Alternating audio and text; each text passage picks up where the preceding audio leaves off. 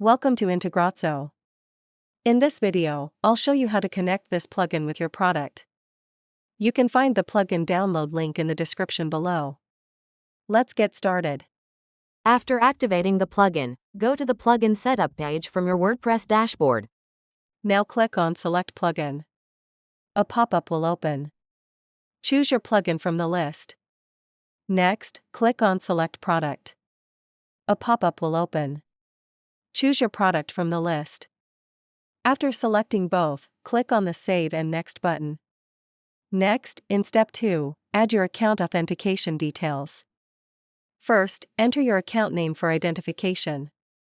Next, select your account data center name. Next, click the Authenticate and Next button. Now it will redirect you to your Zoho account. Here, review the permissions and click Accept. After that, it will redirect you back to the WordPress plugin page. Now we're in the Map Field section. First, select the form you want to integrate from the list.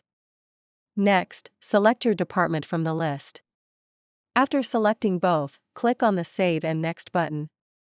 Now the field mapping area will open. On the left side, the form fields will appear, and on the right side, the product fields will appear. Here, simply map the fields. After completing the field mapping, click on the Save Mapping button. Now the integration is completed successfully.